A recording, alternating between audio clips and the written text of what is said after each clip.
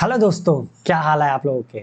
एक बार फिर से स्वागत है HMWB बैंकिंग एग्जाम में। जैसा कि आप लोग जानते हैं कि मैं संजय कुमार मौर्य आप लोगों के लिए लेके आया हूँ सिलेक्शन का होम्योपैथ, जिसमें मैं आपको अर्थमेटिक के मिक्स क्वेश्चन की प्रैक्टिस कराता हूँ ताकि आपकी अर्थमेटिक जो है इम्प्रूव हो सके और आप कम से कम टाइम में ज़्यादा से ज़्यादा क्वेश्चन सॉल्व कर सके। तो चलिए बढ़ते हैं क्वेश्चन की तरफ, लेकिन उससे पहले अगर आपने हमारे वीडियो को लाइक नहीं किया तो लाइक कर दीजिए, और अभी तक चैनल को सब्सक्राइब नहीं किया तो प्लीज़ चैनल को सब्सक्राइब भी कर लीजिए ताकि हमारी वीडियो की अपडेट आपको मिलती रहे और आप अपनी प्रैक्टिस जारी रख सकें। ठीक है, तो चलिए बढ़ते हैं क्वेश्चन की तरफ। और आज का हमारा पहला क्वेश्चन है ये। आप इसे पढ़िए, सॉल्व करने की कोशिश कीजिए, फिर मैं बताता हूँ इसे करना कैसे है। लेकिन आप इसे क्वेश्चन को एक या दो तीन बार, जितनी बार आप पढ़ सकते हैं, इसे ध्यान से पढ़िए, क्योंकि पढ़ने पे आपको पता चलता है कि आप गलतियां कहाँ कर रहे हो। कभी कभी क्या होता है कि क्वेश्चन समझ में ही नहीं आता, तो जब तक आप क्वेश्चन को पढ़ना नहीं सीखेंगे तब तक क्वेश्चन समझ में ही नहीं आएगा। क्योंकि आपको क्वेश्चन सिर्फ एक बार में पढ़ के सीखना है कि भाई एग्जाम में इतना टाइम होता नहीं है हमारे पास। वहाँ पे हमें एक बार क्वेश्चन पढ़ करके पता हो जाना चाहिए कि दिया क्या है, पूछ क्या रहा है और करना कैसे है। क्योंकि जितना अगर आपको पता हो गया तो आप जैसे ही पेन उठाओगे आधा कैलकुलेशन आपके माइंड में हो जाएगा, आधा ही आपको पेज पर करना पड़ेगा और उसमें से आधा ही आपको लिखना है। ठीक है, तभी आपकी जो है सिलेक्शन हो सकती है। अगर अभी आप इससे दूर हैं कि पढ़ने के बाद भी आप एक दो मिनट लगाते हैं समझने के लिए, तब आपको प्रैक्टिस की ज़रूरत है। ठीक है, तो आप प्रैक्टिस करते रहिए और 2-3 महीने बाद आप अपनी स्पीड स्वयं देखेंगे कि आपकी स्पीड क्या है। ठीक, तो आप इसे करिए, फिर मैं बताता हूँ इसे करना कैसे।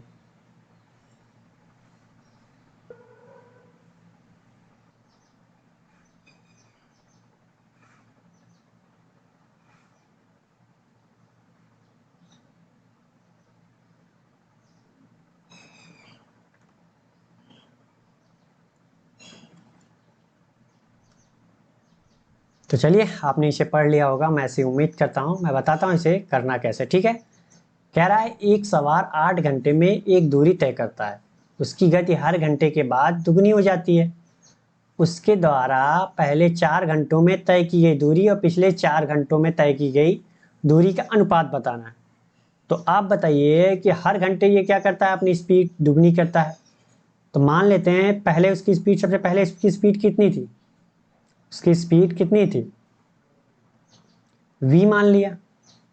तो क्या कह रहा है कि हर घंटे पहले उसकी स्पीड वो एक v थी, अब दूसरे घंटे में कितनी हो गई, 2v हो गई। तीसरे घंटे में कितनी हो गई, 4v हो गई। चौथे घंटे में कितनी हो गई, 5v।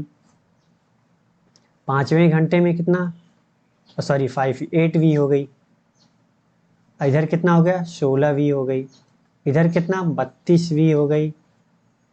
और कितना, 64v हो गई। और कितना हो गई, 128। 8 घंटे हो गए, 5, 6, 7 और 8। पहले घंटे में v थी, दूसरे घंटे में 2v, 3v। कह रहा है कि पहले 4 घंटे और लास्ट के 4 घंटे, तो पहले 4 घंटे में कितनी डिस्टेंस चली गई होगी। भाई स्पीड हमें पता है कितनी, v। टाइम भी पता है, 1 घंटे में कितनी चली होगी दूरी, v। ठीक, फिर अगले घंटे में, मतलब 1 घंटे की बात हो रही, अगले घंटे में उसकी स्पीड कितनी हो गई, 2v। तो डिस्टेंस कितनी चला होगा, 2v। तो यहाँ पे टोटल डिस्टेंस कितना हो जाएगा 4 घंटे का। 4 आवर का टोटल डिस्टेंस कितना होगा, v, 2v, 4v, 8v। तो हम क्या करते हैं, जोड़ लेते हैं इनको। तो v plus 2v plus 4v plus 8v। और इधर कितना डिस्टेंस चल दिया इसने, रेशियो पूछ रहा है दोनों के बीच के, पहले 4 घंटे और बाद में 4 घंटे के बीच की दूरी, तय की गई दूरी के डिस्टेंस। अब यहाँ पे कितना डिस्टेंस ट्रेवल किया, यहाँ पे पांचवें घंटे में 16v plus 32v plus 64v plus 128v। ठीक, यहाँ पे क्या है कि हमको ऐसे ही रहने देते हैं, और यहाँ पे हम क्या करते हैं, कॉमन ले लेते हैं। जब यहाँ पे कॉमन लेंगे हम, तो यहाँ पे हम कितना कॉमन ले सकते हैं, 16। तो कितना बचेगा, 16v plus 2v plus 4v plus 8v। बच गया। यहाँ पे कितना है, यहाँ पे तो वही है, हमने कुछ किया ही नहीं यहाँ पे। तो यह क्या हो जाएगा 4v 8v। तो यहाँ से क्या ये सेम है कॉमन है कट जाएगा तो यहाँ आएगा कितना 1:16 का अनुपात आ जाएगा। कौन सा सही है हमारा ये बी वाला। ठीक तो क्वेश्चन बहुत हार्ड नहीं था बहुत सिंपल था। हर घंटे वो अपनी स्पीड क्या कर रहा है दूना कर रहा है। तो शुरू के 4 घंटे और लास्ट के 4 घंटे की डिस्टेंस आपको पता चल गई उनके बीच का रेशियो पूछ रहा था और आपने निकाल दिया।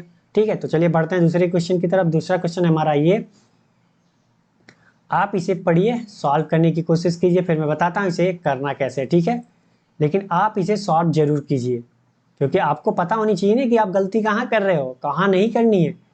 जब तक आपको ये नहीं पता चलेगा कि आप गलतियां कहाँ करते हो तब तक आप सीख ही नहीं सकते। अगर आपको सीखनी है तो गलतियां करनी पड़ेगी।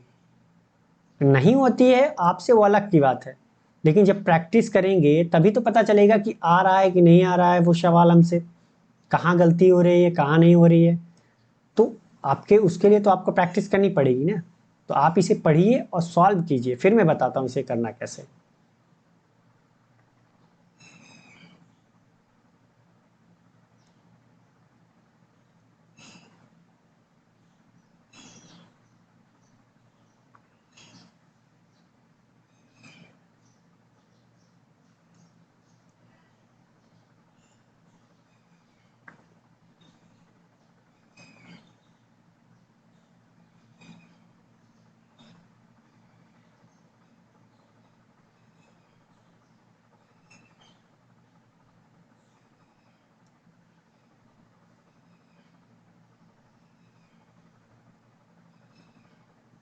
तो चलिए आपने इसे पढ़ लिया होगा सॉल्व करने की कोशिश की होगी क्योंकि बहुत ज़्यादा लंबा ये क्वेश्चन है नहीं।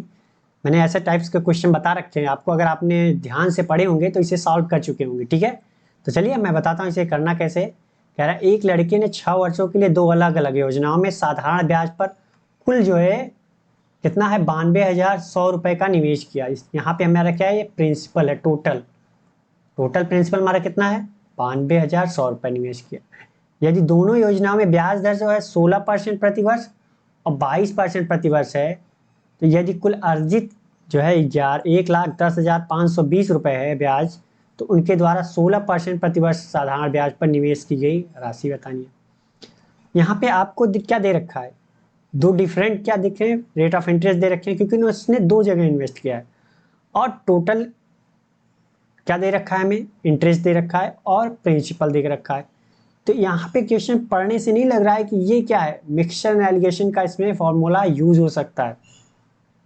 करने के तो हम बेसिक्स भी कर सकते हैं क्योंकि आप यहाँ पे मानोगे कितने का 9210 है तो एक को x मानोगे दूसरे को 92,100 माइनस एक्स मानोगे मूलधन और क्या लगाओगे PRT/100 प्लस जोड़ोगे दोनों का अलग अलग करके और किसके बराबर दिखाओगे 1,10,520 क्योंकि ब्याज है। तो आपको उसमें टाइम लग जाएगा आएगा तो वैसे भी ठीक है आएगा तो वैसे भी लेकिन आपको टाइम कम करना है ना। ठीक तो मैं बेसिक्स भी बताता हूँ मैंने बेसिक्स भी बताए हुए हैं काफ़ी क्वेश्चन में। तो आप इसे पहले यहाँ पे पढ़ने से ही पता चल जा रहा है कि मिक्सचर एलिगेशन का। तो यहाँ पे क्या हो रहा है कि 16% पे लग रहा है और दूसरा जो है वो 22% है। दो जगह इन्वेस्ट किया तो यहाँ पे एक जगह 16 पे और दूसरी जगह कितने पे 22% रेट ऑफ इंटरेस्ट पे। और यहाँ पे हम क्या रखते हैं बीच में यहाँ पे हम क्या रखते हैं उनका एवरेज रखते हैं ना कि एवरेज उनका कितना आएगा। अगर ये बताइए आप यहाँ पे अगर उसने 92,100 रुपए एक ही जगह इन्वेस्ट किया होता तो 6 साल में उसको कितना ब्याज मिलता। ये दिया गया है कितना 1,10,520। तो रेट ऑफ इंटरेस्ट क्या होता रेट ऑफ इंटरेस्ट निकाल नहीं सकते भाई। ब्याज मिला कितना 92,100 रुपया सॉरी ब्याज तो मिला हमें कितना 1,10,000 रुपया 1,10,520 रुपया मिला। हमारी प्रिंसिपल कितनी थी 92,100। ठीक तो ये कितना अब परसेंटेज में चाहिए तो 100 से क्या किया गुणा कर दिया। तो ये क्या था हमारा 6 ईयर का क्या था रेट ऑफ इंटरेस्ट। ये हमारा जो आएगा वो 6 साल का ब्याज आएगा ना भाई। जो रेट ऑफ इंटरेस्ट आएगा वो 6 साल का आएगा। तो 1 साल का हमारा रेट ऑफ इंटरेस्ट कितना होगा 1100 सॉरी 110, 520, 92, 100, 3800। यहाँ पे ये 6 कहाँ आ जाएगा, नीचे आ जाएगा, क्योंकि हम क्या बात कर रहे हैं, 6 साल की बात कर रहे हैं। तो यहाँ पे हमने क्या ब्याज दर क्या लिया, ये रेट ऑफ इंटरेस्ट, ये तो 1 साल का है ना, 6 साल का लेते तो कितना होता, 16 छक्का 96 हो जाता, और ये 22 का छान करते तो कितना होता, 132 होता। 6 दूनी 12, 6 दूनी 12, 13, 132% होता। ठीक, तो हमें अगर यहाँ पे 1 साल का ले रहे हैं रेट ऑफ इंटरेस्ट यहाँ पे, तो यहाँ पे भी तो 1 साल का ही लेना पड़ेगा ना। ये बात आपको याद रखनी है कि अगर हम यहाँ पे जितने टाइम का लेंगे, यहाँ पे जितने उतने ही टाइम का लेंगे, और यहाँ पे भी हम उतने ही टाइम का लेंगे। लेकिन यहाँ पे क्या है, ये जो 1,10,520 रुपये मिला है 92,100 रुपये पे, ये 6 साल में मिला है। तो हमें 1 साल का रेट ऑफ इंटरेस्ट चाहिए, तो वो कितना होगा, ये ऐसे निकाल सकते हैं। तो अब सॉल्व कर लेते हैं। 100 से 100 जीरो मतलब 2 जीरो से 2 जीरो कैंसिल हो गया। अब इसको सॉल्व कर लेते हैं, तो ये कितना हो जाएगा हमारा, काट देते हैं 3 से, तो कितना होगा, 3 त्रिक्का 9, बच गया कितना 2, 3 छक 18, 3 और 24, 3 चौक 12, जीरो। 6 से काट देते हैं, यहाँ से कितना, 3 त्रिक्का 9, 3 सत्ते 21। यहाँ पे कितनी बार जाएगा, 12 सत्ते 84, सीधा सीधा पता चल रहा है कि 120। और यहाँ पे 6 से काटा तो कितना 20। तो यहाँ पे कितना आ गया यार मन मारा, 20% आया। तो हम यहाँ पे क्या रख देंगे, अब 20% रख दिया, क्योंकि ये भी 1 साल का है, ये भी 1 साल का, ये भी 1 साल का। अब हमारी क्या आ जाएगी, यहाँ पे कितना आ गया 4, यहाँ पे कितना आ गया 2। तो ये हमारा क्या आ गया, रेशियो। और रेशियो किसका आया, रेशियो किसका आया, प्रिंसिपल का, क्योंकि हमने क्या इन्वेस्ट किया था, 2 और 1 के रेशियो में हमारा क्या था, प्रिंसिपल था। ठीक, तो इसको हम काट सकते हैं, 2 1 का 2, तो 1 और रेशियो 2 के अनुपात में, 2 और 4 आया था, हमने काट करके 2 1 के रेशियो में, हमारी क्या आ गई, प्रिंसिपल की रेशियो आ गई। तो हमसे पूछा क्या है, पूछा ये है ना कि 16% जो है वो रेट ऑफ इंटरेस्ट वाला का प्रिंसिपल कितना है। अगर यहाँ पे हमारी प्रिंसिपल टोटल कितनी है, एक को x मान लिया, दूसरे को 2x, टोटल हमारी प्रिंसिपल कितनी है 3x, और 3x बराबर कितना है 9200, 92,100 रुपया। तो x का मान कितना आ जाएगा 92,000, सॉरी 9200, 92,100।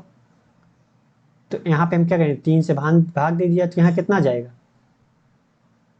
3 त्रिक्का 9, 3 सत्ते 21, 30,700, 30,700 कितना आ गया 30,700।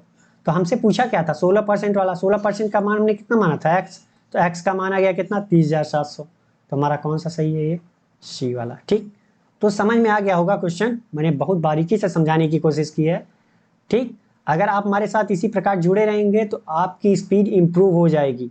आज नहीं समझ में आता, कल समझ में आएगा, लेकिन मैं आपको पूरी कोशिश करता हूँ कि समझ में आ जाए। थोड़ा सा वीडियो लंबा होगा लेकिन समझ में आना चाहिए, क्योंकि जब आपको समझ में आ जाता है तो शॉर्ट आप अपने से कर सकते हो। ठीक है, तो चलिए बढ़ते हैं अगले क्वेश्चन की तरफ। अगला क्वेश्चन हमारा ये, आप इसे पढ़िए फिर मैं बताता हूँ इसे करना कैसे। बशर्ते आप इसको ध्यान से पढ़िए और खुद से सॉल्व करने की कोशिश जरूर कीजिए। मेरे भरोसे मत बैठिए कि सर तो बताएंगे ही, भाई जब मैं बताऊंगा आपको समझ में आएगा। ठीक है, लेकिन आप जब तक गलतियां नहीं करोगे तब तक समझ कहाँ से पाओगे कि आप कहाँ पे रुक रहे हो, कहाँ पे फंस रहे हो, कहाँ पे आपको दिक्कत हो रही है, वो चीज़ भी तो आनी चाहिए ना। तो चलिए आप इसे करिए फिर मैं बताता हूँ इसे करना कैसे। ठीक है,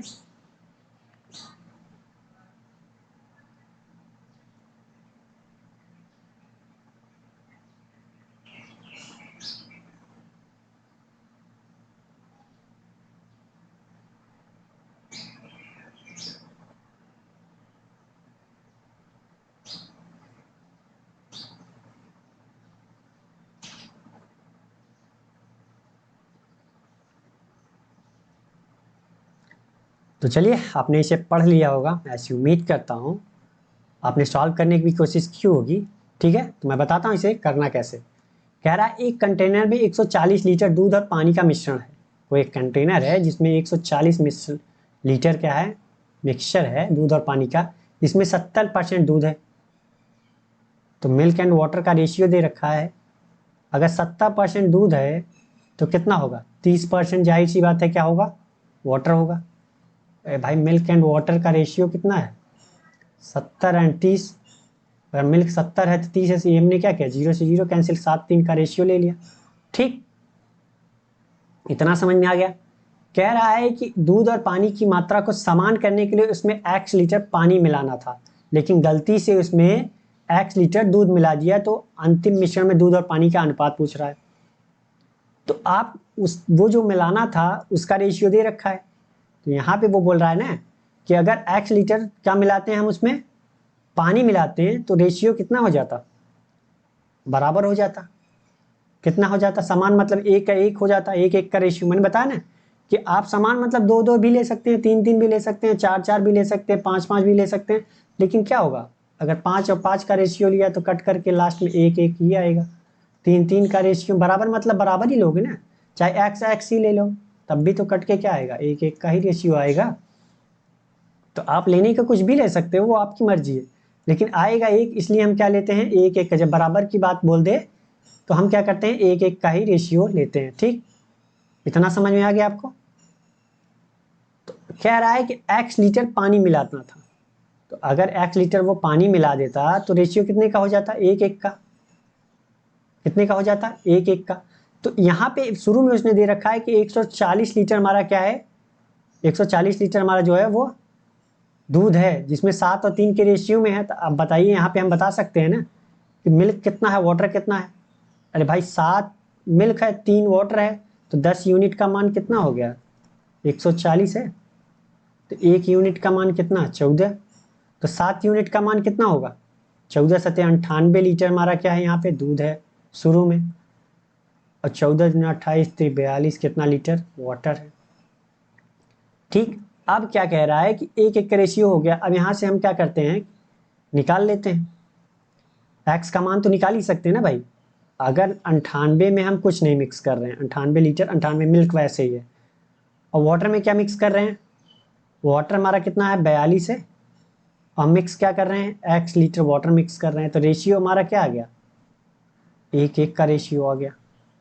ठीक, 1-1 का रेशियो आ गया। अब सॉल्व कर लेते हैं, तो इसका गुणा इधर, इसका गुणा इधर, 98 बराबर कितना, 42 + x। तो x का मान कितना आ जाएगा, 56 आएगा।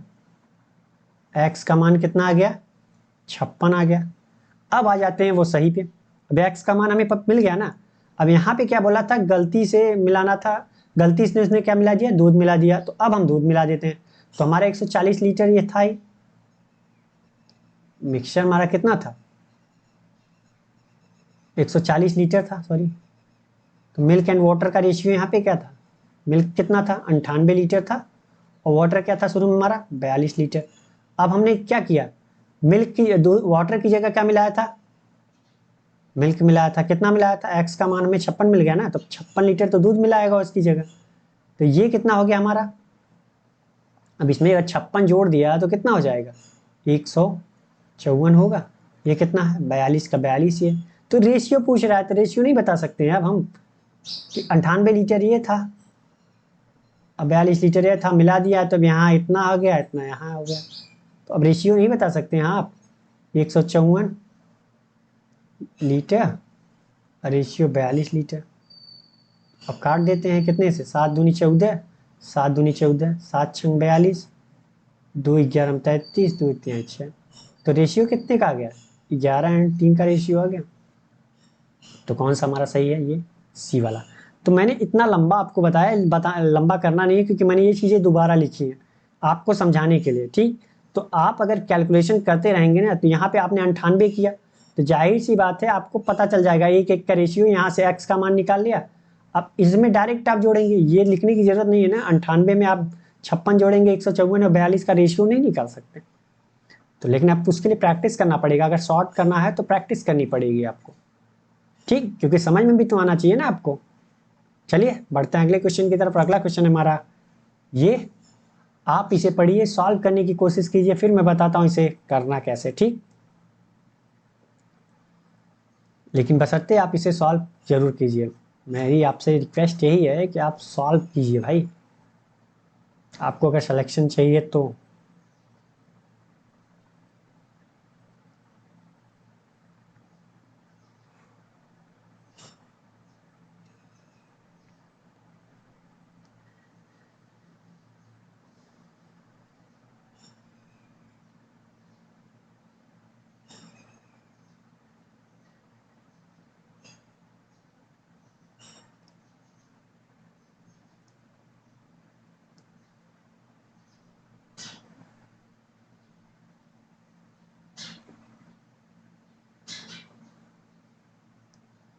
तो चलिए, आपने इसे पढ़ लिया होगा, मैं ऐसी उम्मीद करता हूँ। मैं बताता हूँ इसे सॉल्व कैसे करना, ठीक है।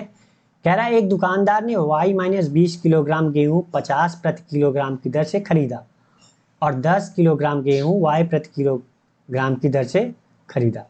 अब उन्हें मिला दिया। उसने अलग अलग गेहूं जो है अलग अलग रेट पे खरीदा और बाद में उन्हें मिला दिया। उसने मिश्रण को 56 रुपए प्रति किलोग्राम की दर से बेच दिया। यहाँ उस पर उसको क्या हुआ, 7.69% का लाभ हुआ। तो y का मान हमसे पूछ रहा है, तो इसके मैं दो मेथड बताता हूँ। एक बेसिक, प्रॉपर बेसिक से आप कैसे करते हो, या बेसिक से, क्योंकि वेरिएबल है तो कंफ्यूज हो जाएंगे, पहले आप बेसिक देख लीजिए, ठीक। तो वहां पे कह रहा है कि एक दुकानदार ने y-20 किलोग्राम गेहूं 50 रुपए प्रति किलोग्राम की दर से खरीदा। तो ठीक है, गेहूं 1 और गेहूं 2, इसको 1 मान लेते हैं और इसने 2 मान लिया। दो गेहूं खरीदा उसने, तो गेहूं 1 का टोटल मूल्य कितना होगा, गेहूं 1 का कुल मूल्य कितना होगा। अगर y-2 किलोग्राम गेहूं है और 50 रुपए प्रति किलोग्राम की दर से खरीदा, तो कितना हो जाएगा उसका टोटल पैसा। अगर आपसे पूछे कि 1 किलो गेहूं का मूल्य 20 रुपया है, तो 50 किलो गेहूं का मूल्य कितना होगा, तो 50 गुणित 20 कर दोगे आप, मतलब 1000 रुपये। यही करोगे ना। तो यही कहानी यहाँ पे है कि y-2 है, 20 है, तो अब क्या होगा, ये 50 रुपए किलो है और कितना है y-2, 20 सॉरी, सो गुणा कर दिया। तो ये क्या हो गया हमारा, गेहूं 1 की टोटल कॉस्ट प्राइस आ गई। अब गेहूं 2 के लिए देख लेते हैं। गेहूं 2 के लिए का कुल मूल्य कितना हो गया हमारा, यहाँ पे भी यही करते हैं। कितना है, 10 किलोग्राम गेहूं है और y प्रति किलोग्राम की दर से खरीदता है। तो 10 किलोग्राम गेहूं है, ठीक, और y रुपए प्रति किलोग्राम की दर से खरीदता है। तो यहाँ पे टोटल पैसा कितना आ जाएगा भाई, 10y आया। अब कह रहा है कि इन दोनों को मिला दिया जाए, तो दोनों को मिलाने पर टोटल कॉस्ट प्राइस कितनी आ जाएगी हमारी, दोनों का मिलाने पर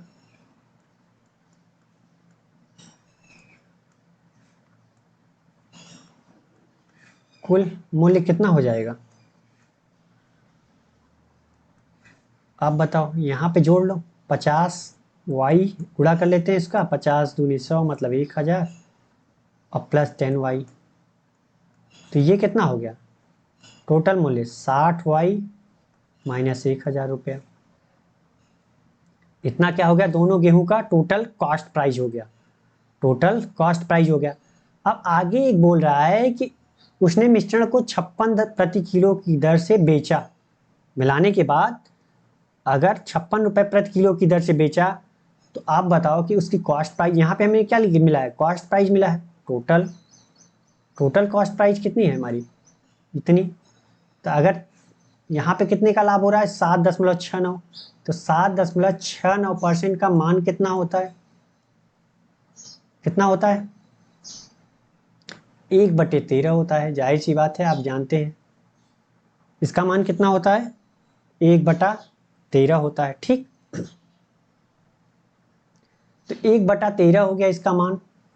तो एक बात बताइए कि यहाँ पे अगर 13 रुपए में क्या कर रहा है, खरीद रहा है, 7.69 रुपए का प्रॉफिट लेके बेचेगा, तो सेलिंग प्राइस हमारी कितनी होगी। अगर कॉस्ट प्राइस हमारी 13 है, तो 7.69 का प्रॉफिट ले रहा है, तो बेचेगा कितने पे से, 14 पे। तो सीपी एंड एसपी का रेशियो हमें मिल गया है, सीपी एंड एसपी का रेशियो मिल गया हमें कितना, 13 एंड 14 का। तो लेकिन यहाँ पे दिया है कितना, 56 रुपए में बेच रहा है, तो 56, 14 यूनिट का मान 56, तो 13 यूनिट का मान कितना आ जाएगा, 52 रुपए। मिल गया हमें, ठीक। अब हमें अगर कॉस्ट प्राइस, मिक्सचर की कॉस्ट प्राइस निकालनी हुई तो कितना होगा, मिक्सचर की कॉस्ट प्राइस निकालनी हुई तो कितना होगा, टोटल कॉस्ट प्राइस। तो आप बताओ कितनी होगी, 52 रुपए प्रति किलो की दर से पड़ रहा है उसका खरीद, और टोटल खरीदा कितना है, यहाँ पे कितना खरीदा है, y-20, यही तो मिलाया है, y-20 किलोग्राम, y-20 किलोग्राम और प्लस 10 किलो ये वाला। क्योंकि मिक्सचर की ये भाई जो 52 रुपए है ये तो मिक्सचर की कॉस्ट प्राइस है ना। तो ये कितना आ गया हमारा टोटल, ये भाई प्राइस है हमारी, और ये क्या है, वेट है, क्वांटिटी है। तो अब कितना हो गया 52, यहाँ पे कितना आएगा y-10। अब ये भी बताइए कि मिक्सचर की ये कॉस्ट प्राइस है, ये मिक्सचर की टोटल कॉस्ट प्राइस है, और ये क्या है, अलग अलग हमने मिलाया है, तो उसकी कॉस्ट प्राइस, ये दोनों क्या है, आपस में बराबर होंगी भाई, तो दोनों को बराबर कर देते हैं। तो ये क्या होगा 60y माइनस 1000 बराबर कितना 52, गुणा कर देते हैं इसका 52y माइनस 520, इसको इधर लाते हैं तो कितना होगा 8y, इधर लाएंगे इसको तो प्लस का हो जाएगा, माइनस प्लस कितना 480। तो y का मान कितना आ गया 60 आया, कितना आ गया 60।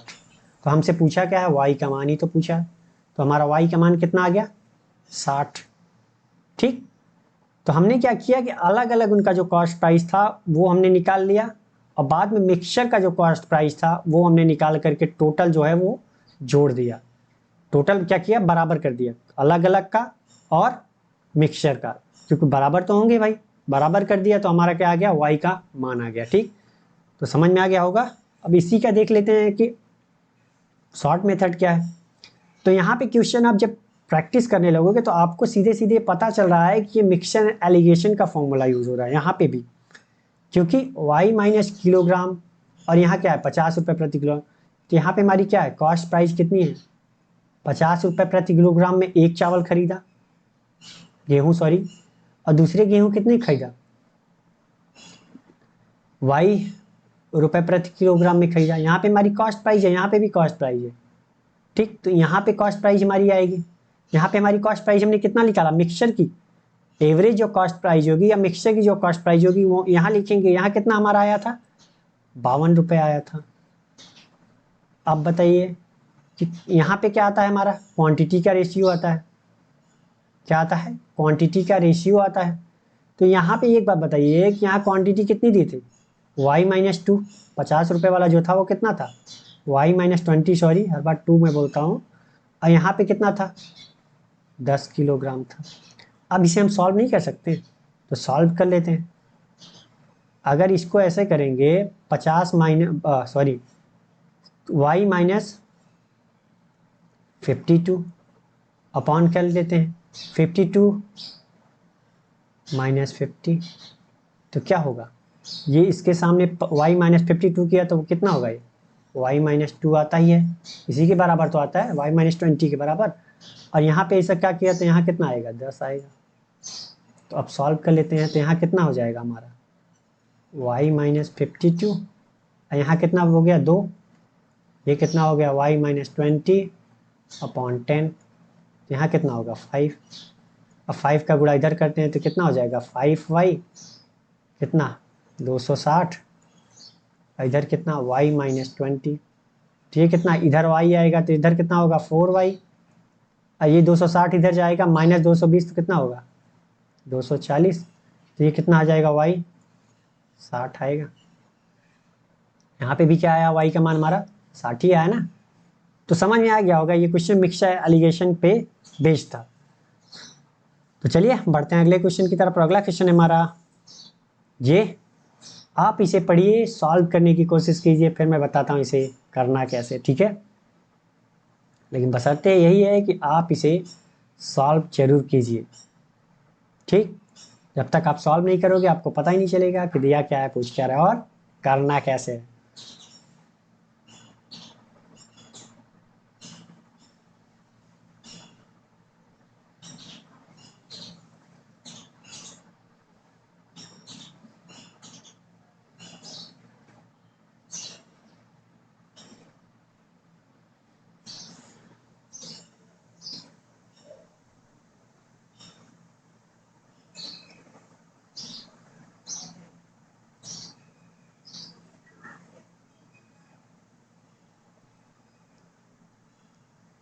तो चलिए आपने इसे पढ़ लिया होगा, सॉल्व करने की कोशिश की होगी, मैं बताता हूँ इसे करना कैसे, ठीक है।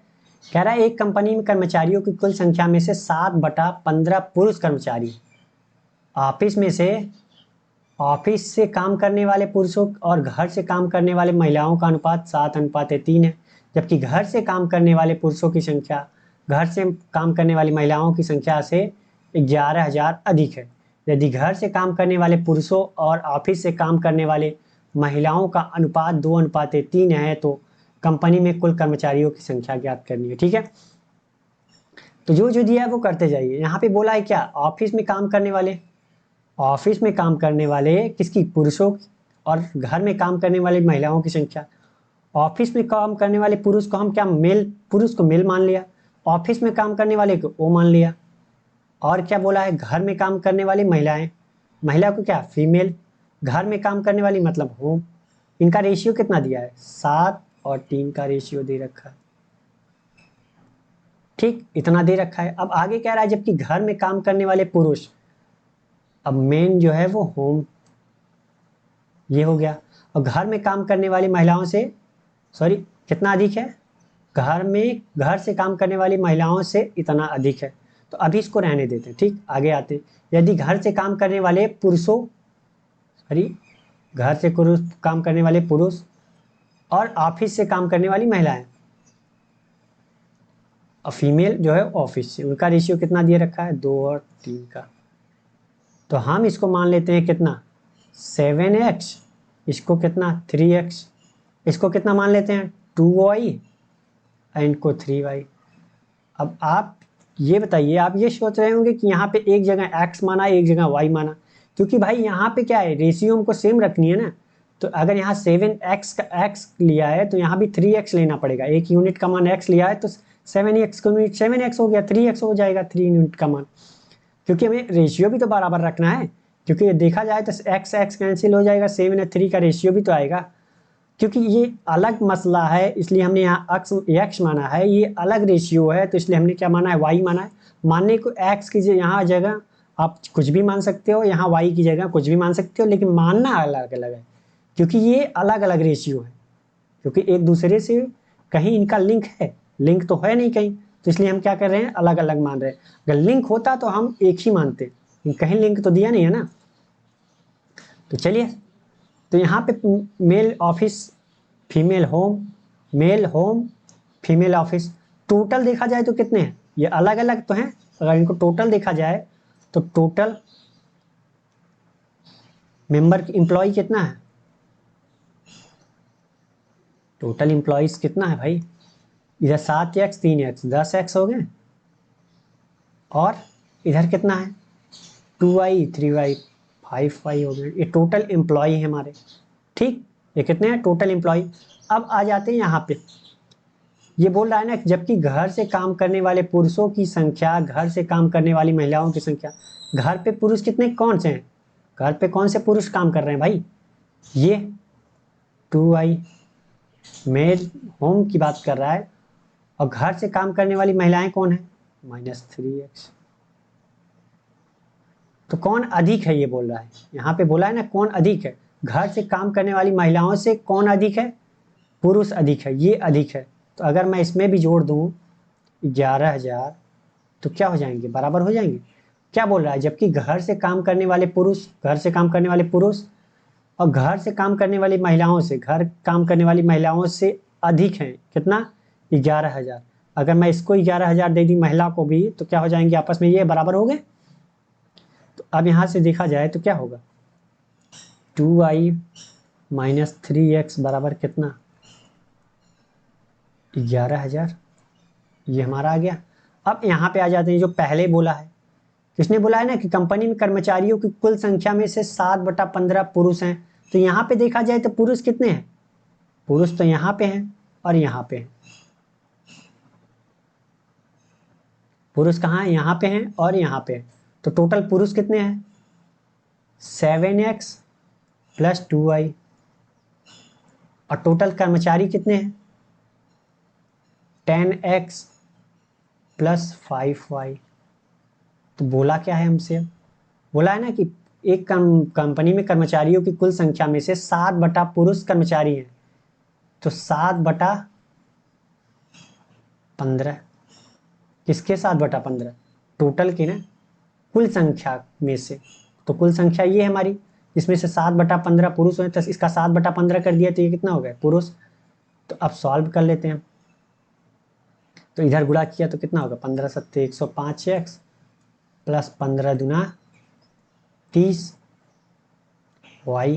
अब इधर गुणा कर लेते हैं तो इधर कितना हो जाएगा? 70x plus 35y। अब सॉल्व कर लिया तो 70x को इधर लाया तो कितना? 35x, और 30 को इधर ले गया तो कितना? 5y बच गया। तो 5 सत्ते 35। तो x और y का रेशियो क्या आ गया हमारा? x इधर ही है, y को बटे में लाया, 7 को इधर ले गया तो 1:7 का रेशियो। तो x को हम मान लेते हैं कितना है? 1a है, तो 1 यूनिट का मान, तो ये कितना हो जाएगा? 7a हो जाएगा y का मान। ठीक, अब यहाँ पे एक देख लेते हैं। यहाँ पे इसने दे रखा है ना कितना? 2i minus 3x। तो y का मान कितना? 7a, और 3x का 7 दूनी 14 हो जाएगा, क्योंकि भाई एक y का मान कितना है? 7a। तो 2y का मान कितना होगा? 14। और 3x, एक x का मान कितना है? a। तो 3x का मान कितना होगा? 3a बराबर कितना? 11,000। तो यहाँ से a का मान कितना आ गया हमारा? यहाँ से 3 हो जाएगा तो कितना? 11। तो यहाँ पे a का मान कितना आ जाएगा? 1,000। a का मान 1,000 आ गया। तो अब हमसे पूछ क्या रहा है? तो कंपनी में कुल कर्मचारियों की संख्या ज्ञात कीजिए। तो कर्मचारियों की कुल संख्या कितनी हो जाएगी? यहाँ पे एक x का मान अब आ जाएगा। a का मान x का मान a है, तो एक x का मान कितना हो जाएगा? 1,000। और y का मान 7a है, तो 7 का गुणा कर दिया तो कितना हो जाएगा? 7,000। अब कर्मचारियों की कुल संख्या कितनी थी भाई? कर्मचारियों की कुल संख्या कितनी थी? अब x की जगह कितना 1 रख दिया तो ये कितना हो जाएगा? 10,000 प्लस 7, y की जगह 7,000 तो 35,000। तो टोटल कितना हो गया ये? टोटल ये कितना हो गया? 45,000 हो गया। कितना हो गया? 45,000। टोटल ये कितना हो गया? 45,000। तो कौन सा सही है हमारा? बी वाला। ठीक, तो समझ में आ गया होगा ये क्वेश्चन भी मैंने समझाने की कोशिश की है और आपको समझ में भी आ गया होगा। मैं हर बार यही कहता हूँ कि इतना लंबा नहीं करना है, लेकिन एक एक पॉइंट मैं आपको समझा रहा हूँ, इसलिए इतना टाइम लग रहा है। जब आप समझ जाओगे तो इसमें से काफ़ी पॉइंट्स आप जो है वो कट कर दोगे। वो आपके ऊपर डिपेंड करता है कि आपने कितनी प्रैक्टिस कर रखी। ठीक है, तो बड़ी चलते हैं अगले क्वेश्चन की तरफ। अगला क्वेश्चन है हमारा ये, आप इसे पढ़िए, सॉल्व करने की कोशिश कीजिए, फिर मैं बताता हूँ इसे करना कैसे। ठीक है, लेकिन आप इसे सॉल्व जरूर कीजिए।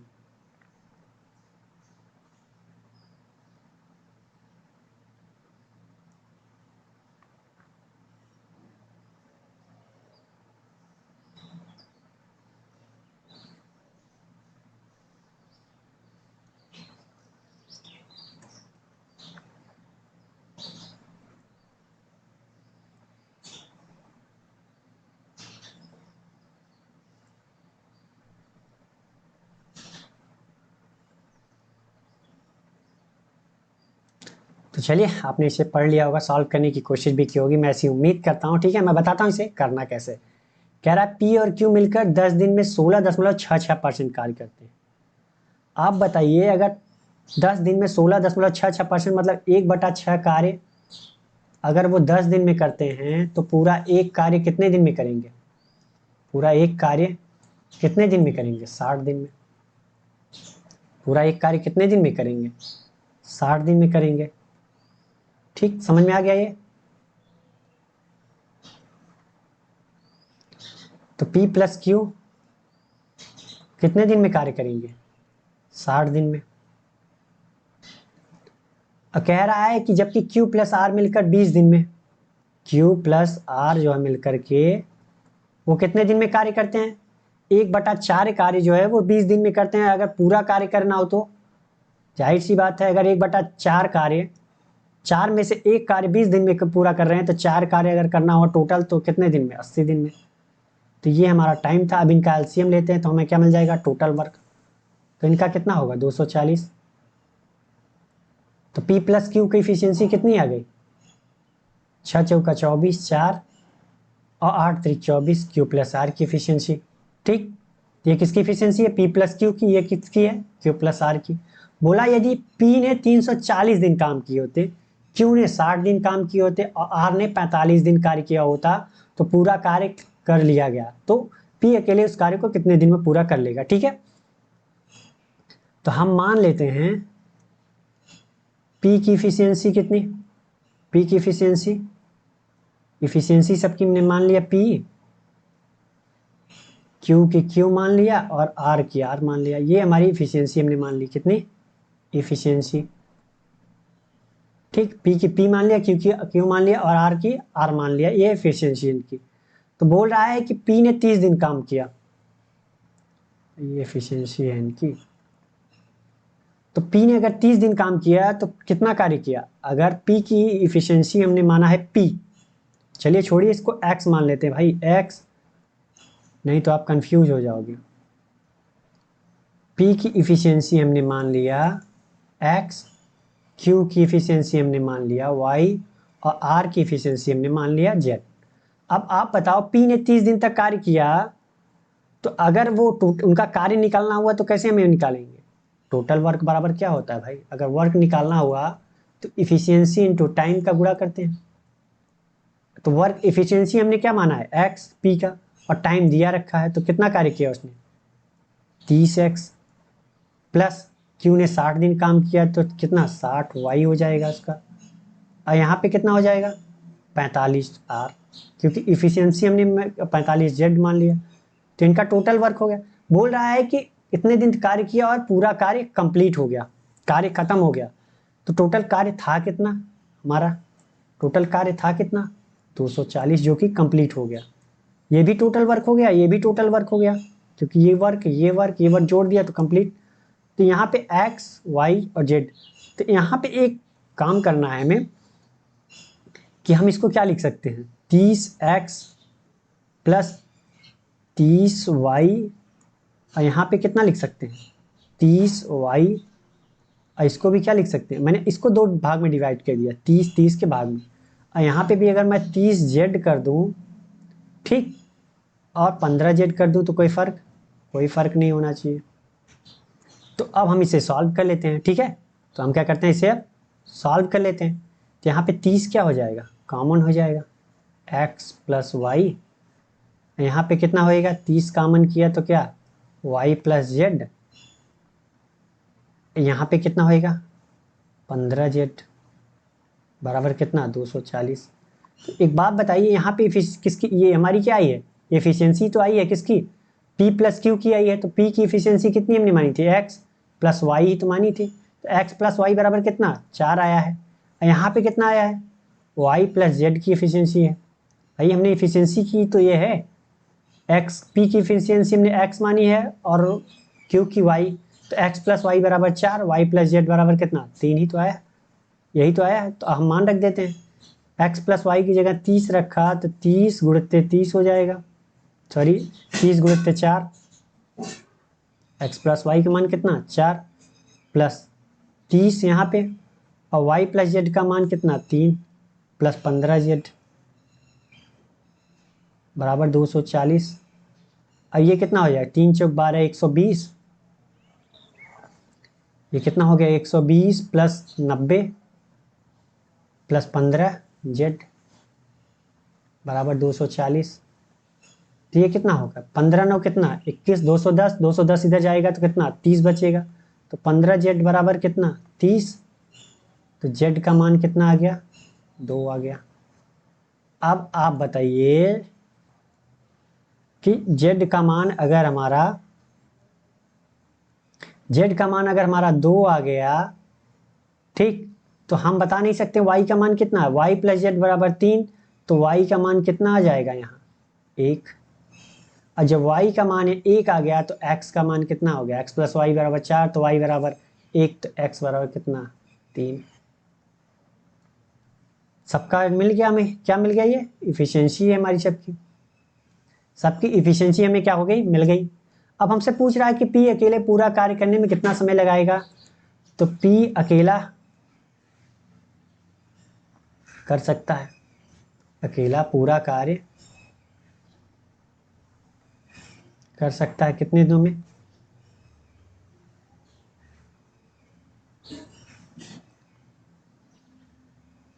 तो हमें टाइम चाहिए, तो टाइम के लिए हमें क्या करना पड़ेगा?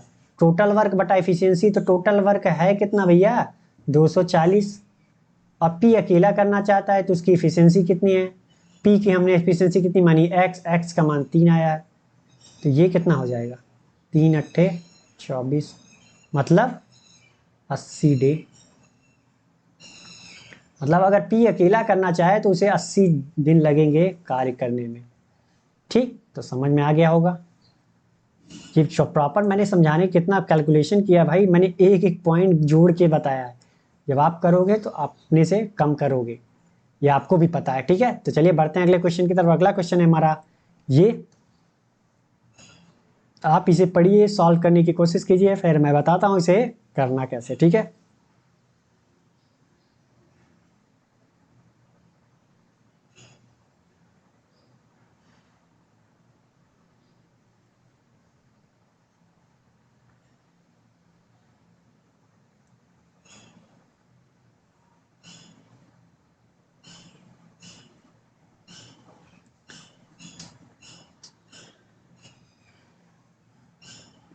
तो चलिए आपने इसे पढ़ लिया होगा, मैं ऐसी उम्मीद करता हूं। मैं बताता हूं इसे करना कैसे। ठीक है, कह रहा है ट्रेन ए ट्रेन बी जो है क्रमशः दिल्ली और इंदौर से एक ही समय पर एक दूसरे की ओर चलती है। ट्रेन ए, ट्रेन ए है और ट्रेन बी है जो इधर से इधर चल रही है एक दूसरे की ओर। मतलब क्या, इधर चल रही है। कहाँ से? दिल्ली से इंदौर, इंदौर के बीच। ठीक, 14 घंटे बाद वे जब मिलती हैं तो 14 घंटे बाद हमने मान लेते हैं कि यहाँ मिलती है कहीं। तब ट्रेन बी ने ए से 200 किमी अधिक दूरी तय की है। तो यहाँ पे ट्रेन की मान लेते हैं एक्स, और ट्रेन बी ने ट्रेन ए से, ट्रेन ने अगर इसने एक्स दूरी तय की है तो इसने कितना? 200 किमी अधिक, मतलब एक्स प्लस 200 किलोमीटर दूरी अधिक तय की है। तो यदि दिल्ली और इंदौर के बीच की कुल दूरी कितनी है? 900 किलोमीटर है। तो यहाँ इनके बीच की दूरी कितनी है? 900 किलोमीटर है। तो पूछ रहा है ट्रेन ए द्वारा 4 घंटे में तय की गई दूरी बतानी है। ठीक, तो यहाँ पे हम क्या कर सकते हैं? यहाँ पे एक्स, एक्स प्लस 200, तो यहाँ पे जोड़ लेते हैं। ये भी टोटल डिस्टेंस है, ये भी टोटल डिस्टेंस। ये कितना हो जाएगा? 2x प्लस 200 बराबर कितना? 900। तो यहाँ से x का मान आ जाएगा 700, 350 आ गया, 350 किलोमीटर। तो x का मान 350 किलोमीटर है, तो यहाँ पे इसका मान कितना आ जाएगा? 550 किलोमीटर। तो आप बताइए, पूछ रहा है ट्रेन ए द्वारा। अब ट्रेन, अगर डिस्टेंस हमें चाहिए 4 घंटे में, तो ट्रेन की स्पीड भी तो हमें पता होनी चाहिए। तो आप बताइए कि वो 14 घंटे बाद मिलते हैं, तो यहाँ से यहाँ तक जाने में उसको टाइम कितना लगा होगा? 14 घंटा। और चला कितना डिस्टेंस? 350 किलोमीटर। तो स्पीड हमें पता चल जाएगी कि नहीं? ट्रेन ए की स्पीड हमें पता चल जाएगी कि नहीं भाई? तो स्पीड बराबर क्या होता है? Distance upon time. डिस्टेंस हमने कितना ट्रेवल किया? 350 किलोमीटर। कितने टाइम में? 14 घंटे में। तो कितना होगा? 14 दूना 28, कितना? 14 पंचे 70, मतलब 25 किलोमीटर प्रति घंटा। इसकी क्या आ गई? स्पीड आ गई। तो अब पूछ रहा है 4 घंटे में, तो 4 घंटे में तय की गई दूरी कितनी होगी?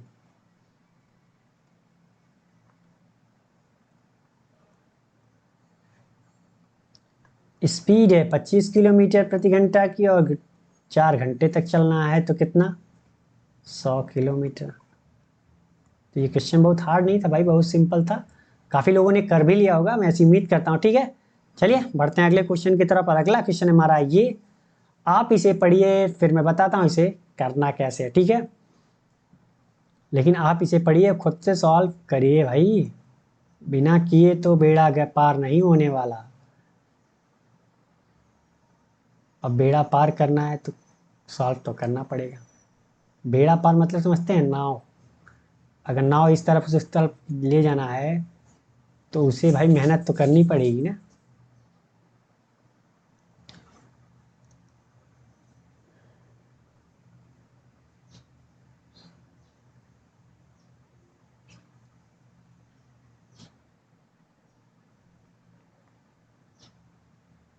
तो चलिए, आपने इसे सॉल्व तो कर लिया होगा, मैं उम्मीद करता हूँ कि पढ़ भी लिया होगा और काफ़ी लोगों ने सॉल्व भी कर लिया होगा। मैं बताता हूँ इसे करना कैसे। अगर जिसको भी प्रॉब्लम हो रही नहीं सॉल्व कर पा रहा है तो वीडियो रोक करके सॉल्व करे, कमेंट बॉक्स में आंसर जरूर दे, ताकि मुझे भी लगे ना कि आप लोग सॉल्व कर रहे हो। ठीक है, तो कह रहा है एक आयत की लंबाई और उसकी चौड़ाई का अनुपात दे रखा है। लंबाई L, चौड़ाई B, क्या 8 और 3 का अनुपात दे रखा है। तो हम मान लेते हैं इसकी लंबाई कितनी 8x है, तो इसकी कितनी हो जाएगी 3x। ठीक, चौड़ाई कितनी 3x। कह रहा है यदि लंबाई में 25% की कमी की है, तो ये क्या हमारा ओल्ड वाला है, अब न्यू की बात कर रहा है। कह रहा है कि लंबाई में 25% की कमी की जाए तो 25% का मान कितना होता है 1/4। 25% का मान कितना होता है 1/4। तो 8x का 25% कितना होगा 1/4 होगा, 4 दूनी 8, 2x होगा। मतलब कहने का अर्थ 25% की कमी मतलब 2x की कमी कर रहा है, मतलब अब कितना है 6x। अब आगे कह रहा है कि चौड़ाई में 25% की वृद्धि की जाती है। तो मतलब पहले अगर 4 थी, 25% का मान क्या है 4, तो पहले 4 थी तो अब वृद्धि कर रहा है, प्लस कर रहा है, तो यहाँ कितनी हो जाएगी 5। तो 3x का मान पहले कितनी थी 4 थी, अब कितनी हो जाएगी 5। तो अब पूछ कह रहा है कि तो नया क्षेत्रफल जो है 2160 वर्ग मीटर हो जाता है। तो यहाँ पे देखा जाए तो क्षेत्रफल कितना होगा भाई, लंबाई गुणित चौड़ाई ही तो होता है। तो यहाँ पे 6x 3x गुणित 5/4 बराबर कितना 2160। और यहाँ पे पुराना क्षेत्रफल कितना था 8 3 24 एक्स स्क्वायर, यही था नया वाला ये है। तो कह रहा है आयत का मूल प्रारंभिक क्षेत्रफल ज्ञात करना है। तो यहाँ से हम एक्स स्क्वायर का मान निकाल सकते हैं, तो निकाल लेते हैं। तो 6 से 6 कैंसिल होगा, 6 3 18, 6 6 36, 360। यहाँ पे 5 3 15, 15 दूनी 30, 15 चौका 60। तो x का मान कितना आ गया 24 और गुणित 4, सॉरी एक्स स्क्वायर, क्योंकि यहाँ भी x है यहाँ भी x है, तो एक्स स्क्वायर का मान कितना आ गया 24 गुणित 4। हमें पुराना पूछ रहा है तो ये कितना है 24, एक्स स्क्वायर है, एक्स स्क्वायर का मान कितना 24 गुणित 4। तो 24 24 से 576 और गुणित 4 कर दोगे तो कितना आ जाएगा ये हमारा 5 चौक 20, 7 चौक 28, 280, 6 चौक 24, 2280 प्लस 24 कितना होगा 2304 मीटर स्क्वायर होगा। तो कौन सा है डी वाला। ठीक, तो समझ में आ गया होगा, बहुत हार्ड क्वेश्चन नहीं है, सिंपल है। बस सत्य आपको अपनी प्रैक्टिस करनी पड़ेगी, क्योंकि कम टाइम में करना है, लंबा टाइम में तो करना नहीं है। तो चलिए बढ़ते हैं अगले क्वेश्चन की तरफ। अगला क्वेश्चन है ये, आप इसे पढ़िए, सॉल्व करने की कोशिश कीजिए, फिर मैं बताता हूँ इसे करना कैसे। ठीक है, लेकिन आप इसे पढ़ करके सॉल्व जरूर कीजिए। मैं मिक्स क्वेश्चन इसलिए कराता हूँ कि ताकि आपकी जो, अगर आप चैप्टर वाइज करेंगे तो क्वेश्चन कर जाएंगे, लेकिन मिक्स क्वेश्चन जब आता है ना, तो एक क्या होता है कि अगर आप मतलब मान लीजिए कि कंपाउंड इंटरेस्ट में, अभी आपका दिमाग कंपाउंड इंटरेस्ट में, अगला क्वेश्चन जो है प्रॉफिट एंड लॉस से आ गया, तो आपका माइंड जो है कितनी तेजी से छलांग लगा सकता है, कितनी तेजी से सोच सकता है, वो नेक्स्ट क्वेश्चन से ही आएगा। क्योंकि आपके माइंड को शार्प बनाना है, एक ही चैप्टर पे आपका कंसंट्रेशन नहीं होना चाहिए। तो इसीलिए मिक्स क्वेश्चन की प्रैक्टिस कराता हूँ मैं। ठीक है, तो आप करते रहिए ताकि क्वेश्चन पढ़ने के बाद तुरंत आपको समझ में आ जाए। चलिए पढ़िए आप, फिर करिए, फिर मैं बताता हूँ इसे करना कैसे।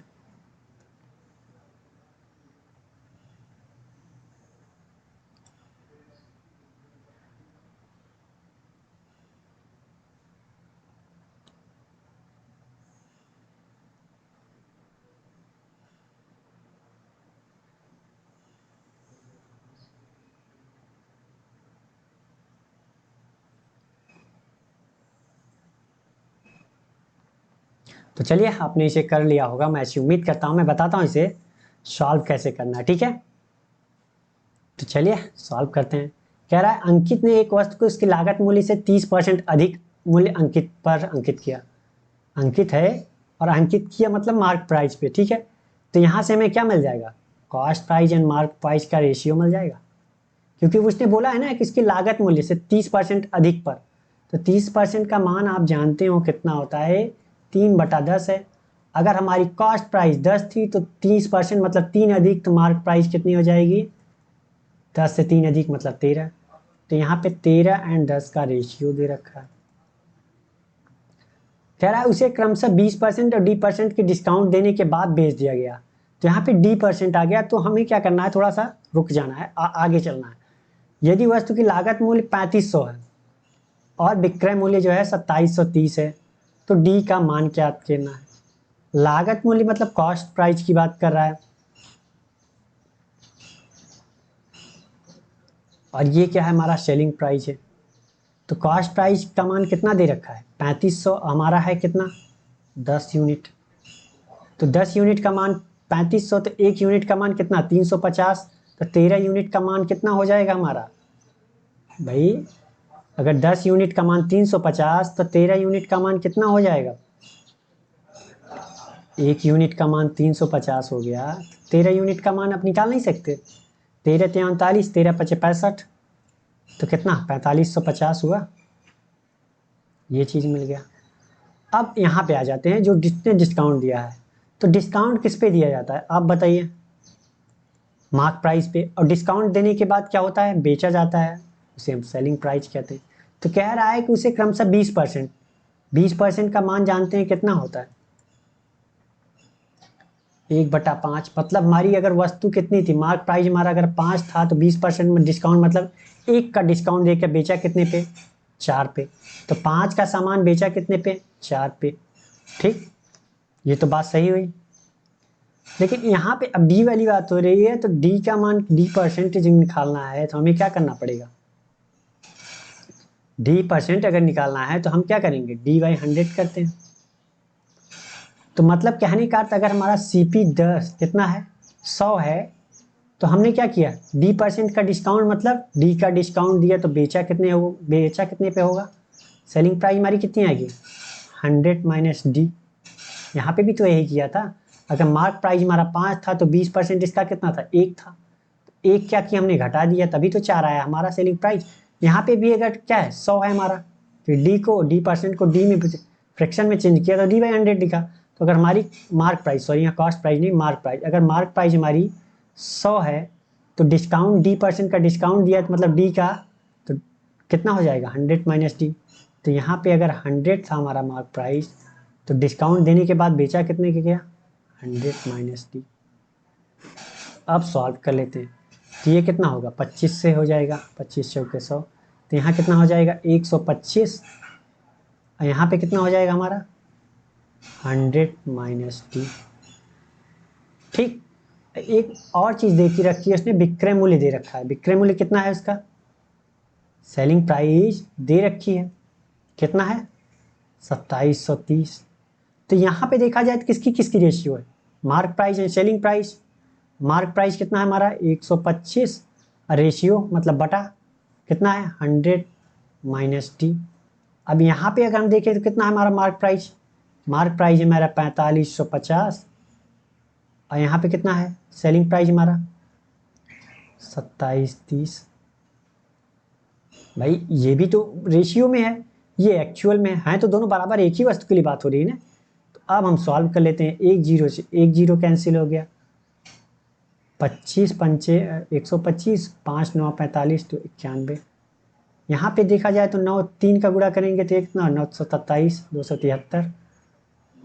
तो अब इसका गुणा इधर कर लेते हैं, इसका गुणा इधर, तो इधर कितना आएगा, 25 से 75, और इधर कितना है, एक बचा है, तो एक का गुणा किया तो ये कितना आ गया, इतना।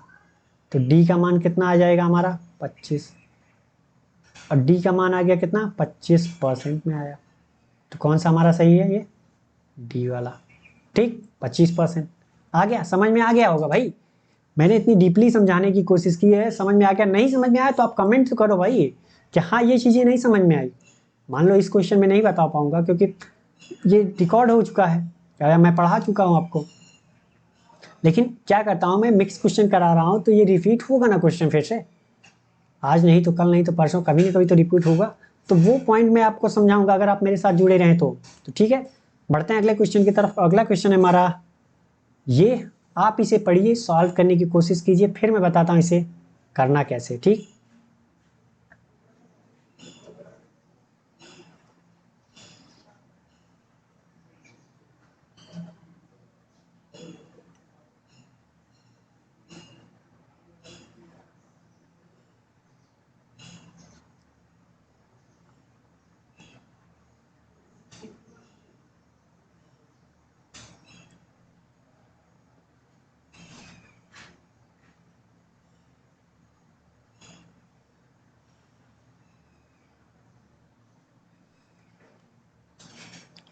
तो चलिए, आपने इसे पढ़ लिया होगा, सॉल्व करने की कोशिश की होगी, मैं ऐसी उम्मीद करता हूँ। मैं बताता हूँ इसे करना कैसे। ठीक, खैर राजू की आय अब से 3 वर्ष बाद सरिता की आय 3 वर्ष पहले से 80% अधिक होगी। राजू और सरिता की वर्तमान आयु का योग 70 वर्ष है, तो कितने वर्ष पहले राजू और की आयु सरिता की आयु की 2 गुनी थी।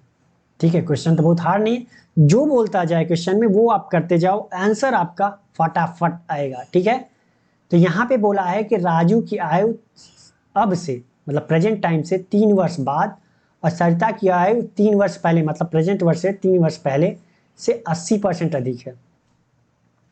तो राजू और सरिता की बात हो रही है, तो कौन अधिक है? अब से 3 वर्ष बाद और सरिता की आयु 3 वर्ष पहले से 80% अधिक है। कौन अधिक है 80%? तो 80% का मान कितना होता है? 4/5 होता है। तो किससे बात हो रही है? किससे बात हो रही है? सरिता से। देख रहे हो, सरिता की आयु 3 वर्ष पहले से बात हो रही है ना, सरिता से बात हो रही है। अगर सरिता की आयु अब 5 वर्ष है, ठीक, तो उस टाइम कितनी होगी? 80% अधिक है, मतलब कितनी अधिक होगी? 8 8 होगी, सॉरी 9 होगी, क्योंकि 5 से 4 अधिक मतलब कितनी होगी? ये 9 होगी। तो हम मान लेते हैं ये कितनी है? 9x, और ये कितनी है? 5x। तो एक बात बताइए कि ये जो एज का इनका आया है, ये कितने का आया है? यहाँ पे राजू की अब से 3 वर्ष बाद की आई है। कितनी की आई है? 3 वर्ष बाद की आई है। ये जो एज है वो प्रेजेंट एज से 3 वर्ष बाद की है, और ये कितनी है? प्रेजेंट एज से 3 साल पहले की है। अगर हमें प्रेजेंट एज निकालना हुआ तो कितना करेंगे हम? ये प्रेजेंट एज से 3 साल बाद क्या है? अगर इसकी एज आज 9x है, तो प्रेजेंट एज कितनी होगी? अगर 3 साल बाद 9x है तो प्रेजेंट में कितनी होगी? 9x-3। और इसकी एज कितनी होगी प्रेजेंट में? अभी 3 साल पहले 5x है, तो अब 3 साल बाद कितनी होगी? 5x+3। ये क्या गई इनकी? प्रेजेंट एज आ गई। यही तो होगी प्रेजेंट एज। प्रेजेंट एज अब मिल गई। कह रहा है कि राजू और सरिता की वर्तमान आयु का योग 70 वर्ष है। प्रेजेंट एज की आयु का योग कितना है? 70 वर्ष। तो अब हम जोड़ लेते हैं, कितना? 9x-3 प्लस 5x+3 बराबर कितना? 70 साल। तो 3 से 3 कैंसिल, 7×5=12x, 9×5=14x, 14x बराबर 70। तो x का मान कितना आ गया? कितना आ गया? 14×5=70। x का मान कितना आ गया? 14×5=70। तो अब प्रेजेंट एज निकाल सकते हैं नहीं? तो यहाँ कितना हो जाएगा? 9×5=45 में से 3 गया, 42 साल। और यहाँ कितना होगा? 5×5=25, 3 28। 5×5=25, 3 28 साल। इनकी प्रेजेंट एज हो गई। अब पूछ रहा है तो कितने वर्ष पहले राजू की आयु सरिता की आयु की दुगनी होगी? अब हमें नहीं पता ना, प्रेजेंट एज तो हमारी पता है, तो पूछ रहा है कितने वर्ष पहले, मतलब प्रेजेंट एज से कितने वर्ष पहले। तो हम मान लेते हैं कि 42 - t वर्ष पहले। t वर्ष पहले, t वर्ष पहले। ठीक है, तो दोनों में t वर्ष घटाएंगे भाई। भाई अगर पीछे जा रहे हैं तो दोनों में, तो यहाँ कितना होगा? 28 - t हो जाएगा। अब यहाँ पे बोला है कि कितने वर्ष पहले राजू की आयु सरिता की आयु की 2 गुनी होगी। राजू की आयु सरिता की आयु की 2 गुनी होगी। कि कौन दुगना होगा? राजू। ये राजू है हमारा, ये सरिता है। तो किसकी आयु दुगनी होगी? राजू की। तो अगर मैं 2 का गुणा सरिता में भी कर दूं तो क्या हो जाएंगे? ये बराबर हो जाएंगे आपस में। तो अब सॉल्व कर लेते हैं। तो 42 माइनस टी, इधर कितना 28 दूना 56 माइनस 2t। अब 2 को इधर लाते हैं, 42 को उधर, 2t को उधर ला जाते हैं, 42 को उधर लाते हैं। तो t बराबर कितना, इधर घट जाएगा, माइनस का ये प्लस हो जाएगा। और 56 में से 42 गया तो कितना 14। मतलब कहने का अर्थ 14 ईयर पहले, टी वर्ष पहले बोला है ना, 14 वर्ष पहले। तो हमारा कौन सा आंसर सही है, ये होगा। ठीक, तो समझ में आ गया होगा ये क्वेश्चन। मैंने काफ़ी समझाने की कोशिश की है आपको, अब समझ में भी आ गया होगा, मैं ऐसी उम्मीद करता हूँ। ठीक, अगर ये वीडियो आपको पसंद आई हो तो लाइक करें, और अभी तक आपने अपने दोस्तों के साथ शेयर नहीं किया है तो कर दो यार, ताकि उनका भी भला हो सके। अगर आपको ये वीडियो कंटेंट बहुत अच्छा लगता है तो कमेंट भी कीजिए कि हाँ सर ये अच्छा आप बना रहे हैं। ठीक, और अभी तक आपने स्वयं सब्सक्राइब नहीं किया तो प्लीज़ सब्सक्राइब भी कर लीजिए। तो आज के लिए बस इतना ही, थैंक यू, बाय बाय, मिलते हैं नेक्स्ट वीडियो में एक नए क्वेश्चन और एक नए जोश के साथ। आप हमारे साथ इसी प्रकार बने रहिए और अपनी स्पीड को इम्प्रूव करते रहिए।